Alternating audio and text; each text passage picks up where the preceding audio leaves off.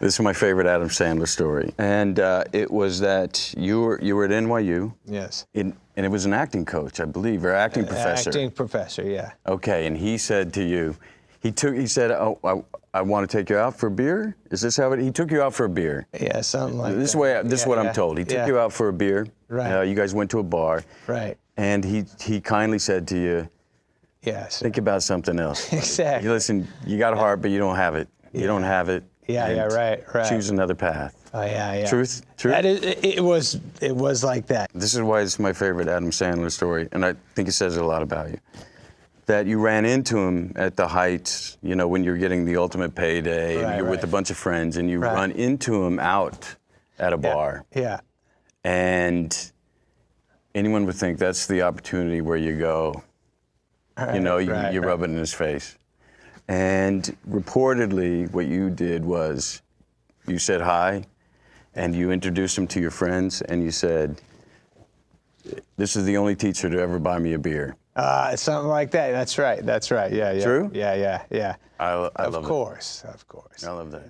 I remember one of my friends was a writer, and of course, I sent him on a lot of jobs, and every report that came back was he just pissed everybody off. And finally, he came over and he goes, I hate Hollywood. I hate all you people. And I said, you know what? I tried to help you, man. And I said, some of these people you're talking bad about are actually become friends of mine. And I said, and I don't understand this whole thing about Hollywood. I said, maybe you're, even though a writer always thinks the last thing they wrote is the very best thing they wrote, I said, maybe it's just not good enough. And he kind of said one more thing to me, and it just really crossed the line. And he's a kid from the 60s, so to speak, a protest march or anything, and it's very easy to put Hollywood down. But he crossed the line with a friend of me, and I don't know what happened, but I had him up against the wall. And I said, look, I know. I did. I said, would you just quit putting everybody down? I said, quit writing things that are 120 pages long, because in our vernacular, that means a script. I said, and if you really want to write something that's 88 pages or 888. And I realized I had my hands on him. I sat him down. I thought probably we had lost our friendship. And of course, a week later, he says, hey, I don't have a place to stay. Could I stay at your house? So he stays there for a couple of months, and he's writing every night. He says, will you read what I wrote today? I said, no. And this went on, and finally started reading to my daughter, who was like 3, every night.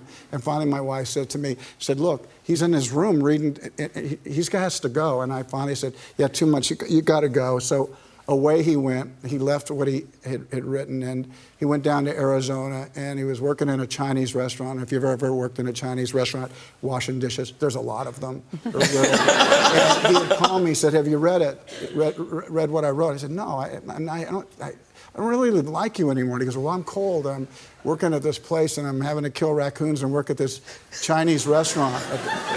And I said, so I sent him a sleeping bag. I sent him stuff. And he said, did you read what and finally I read it, and it was Dances with Wolves. No. When you have that situation, somebody that, you start with, I was never so proud of somebody. I said, you did it, man. You really, really did it. I said, I don't know how I'm going to do it, but I'm going to make it into a movie. And that was the story of actually a lot of my career. So many of those movies. That's amazing. Do you like spending money? Clearly not. Not particularly. I heard a story that you wanted to buy a watch, and at this point, you had sold millions of albums, that you wanted to buy a watch. I know this story. Is that true? You called up your manager to see if you could afford to buy the watch? Yeah. I think it was a Rolex. Was it a Rolex? It was a Rolex. And I asked him, could I afford it? Because they make fun of me for it, but I'm for real. Like, I don't, you know what I mean? Like, this is the whole money thing, all that stuff was brand new to me. You're giving hip-hop a bad name here. You gotta, I know, right? Yeah. You need to step it up. A few diamond studs. I will. Hey, listen, I said I bought a Rolex, right? That's not a cheap watch. I still have that Rolex. Yeah, but it's not like, that's... I don't wear it because I don't want to get a scratch on it. Is that right? But, is that true? Yeah. So what are you wearing right now? This is a G-Shock. A G-Shock, it's probably about $100. Jennifer Lawrence made the news when she demanded equal pay for women in Hollywood, and she received, overwhelming support from people everywhere. There were marches on the street with nurses and factory workers saying, how the hell can a 25-year-old live on 52 million? You also get personal. You share a bit of your life story in the show. You talk about growing up collecting bottles to go into movie theaters. Do you think poverty is part of genetics? Answering your questions. No, you can't say that. I don't think wealth, personally, I don't think wealth and genetics have anything to do with each other, actually. If you're born in the U.S., it really doesn't matter the condition of your birth. What matters is what you inherit from your nurturing, from your environment, whether or not you're going, I'm just from the standpoint of having been born with little. You can always get out of that. Poverty is just. But environment affects. Yeah. Say you're born as one of the untouchables in India, there you are. And if you're born into the super rich, there you are.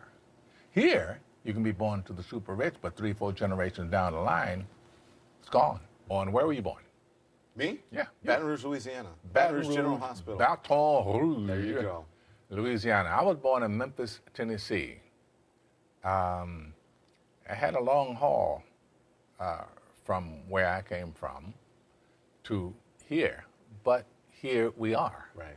So the proof of the pudding is in the eating, and here we sit at the dining table. But it's hard to, when you say that to some people, because they say, oh, there you go with a pull yourself up by the bootstraps thing, and you're just being respectable. Not everybody can do that. Well, everybody can. Everybody doesn't. Courage is the key to life itself. There are a lot of people who are born in situations where they say, well, I'll never get out of this. So they won't. I say to people who say, well, I would like to have done so and so and so. So, well, you could have done it. So, well, I couldn't get out of here. Man, the bus runs every day. But suppose I told you how you can become a millionaire with what you have. Because here's the deal. All of you have everything it takes to become rich. You just don't believe it. Now, if you can develop this theory that I'm about to share with you, I have the way for you to be rich. This is it. First of all of you have a gift.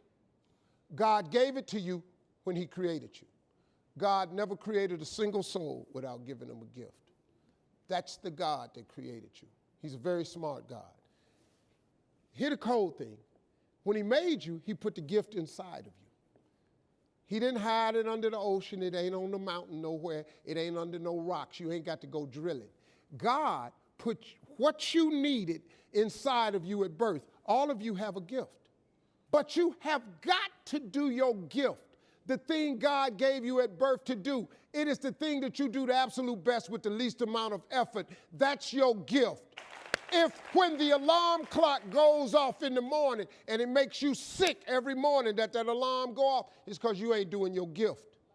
You're going against what God created you to be. Do most of you know what your gift is? Go home today. Don't talk to nobody. Sit down and have one conversation with yourself.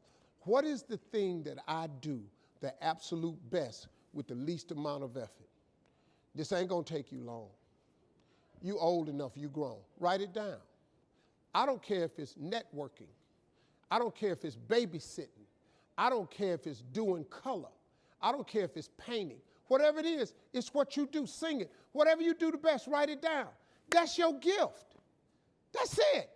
You ain't got to go asking a bunch of people. They've been telling you your whole life. You ever have people call you with their problems?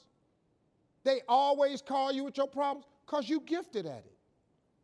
But you didn't know how to identify it. If you identify your gift. Now, let me ask you this question. This thing that you're gifted at, if you did it for somebody, do you think somebody would pay you $10 for your gift? Just $10. Could you babysit for $10? Could you cut somebody's hair for $10? Could you cut their grass for $10? Could you make them a chicken dinner for $10? Could you do something for $10? Everybody. Don't you have something somebody would give you $10 for? Okay, now, once you have something that somebody's willing to pay you $10 for, this is how this works. It's called the multiples of 10. See, you don't have to figure out how to be a millionaire. You just got to figure out the thing that makes you $10. So now here we go. You do it and you make $10. Soon as they pay you the 10, go do it 10 more times. Whatever it was. Watch some more kids, 10 more times. Get another 10, you got $100. When you get $100, whatever you did to make that $100, listen to me, do it 10 more times. You ain't got to get tricky with it, just do it 10 more times. You'd have made $1,000. Whatever you did to make the $1,000, don't get smart, stay stupid now, do it 10 more times. You have now made $10,000. Hold up, now we finna grow a little bit, but guess what you gotta do to grow? You just gotta do some more. Whatever you made $10,000 doing, I need you to do it 10 more times. What you tripping for? If you do it 10 more times, you got $100,000. Now you might have to hire some people to make this happen. You gotta figure that part out. But all you gotta do is do what you did for $10. Once you make $100,000, uh-oh. Buy real estate. That's the best investment there is. Baby, real estate is always a good investment. Hey, there's a bubble. They call me Bubble Boy. Real estate, huh? Josh is asking that as somebody who started accumulating money at a very young age, what advice would you give to young people about the need to accumulate money earlier? Is there anything that you did wrong in the early years that you would advise people to avoid? I did a lot of things wrong. May I have a piece of paper? Blank sheet of paper. Can I rip it? Go ahead. All right. Children, young guys come into a lot of money. This is $100. What you want to do is you want to rip the 100 in half. 50, save it. Don't even touch it. Invest, put it away, don't even look at it. Now you got 50 left. Now the smart people, the real smart people, the billionaires of the world, they'll take half of that 50, put all that away. This right here, have fun. You want to buy houses, you want to buy cars, you want to buy planes, you want to travel. This right here is what you have fun with. This right here is what you need for when you retire. So you invest, you put it away, you save it, you don't touch it. This is the house money. This is what you play with. So last year I found myself in this mastermind with the big guest speaker that was about to take the stage, and it was none other than Shaq O'Neal. Now, everyone knows him from the NBA, the game of basketball, but it's what he's done with his money since then. Here's what you might not know. While 60% of NBA players go broke after the end of their career, Shaq O'Neal owns a total of 50 brands and is worth over $400 million. He has owned 155 Five Guys locations, 17 Auntie Anne's, 40 24-hour fitness gyms, and 150 car washes. Here's what I see right here. The dude says, hey, I bought a franchise. I see that it's making me money. Let's just do more of those franchises. In other words, why reinvent the wheel if the wheel works? There's another insight that we get specifically from Shaq. If it works once, then he's going to do it again. And if he does it again and it works, he's going to do it more. One of the things that people struggle with when they own their own business is that when they want to succeed more, that doesn't mean that they necessarily know how to scale it up. In the franchise world, however, all you do is acquire another franchise.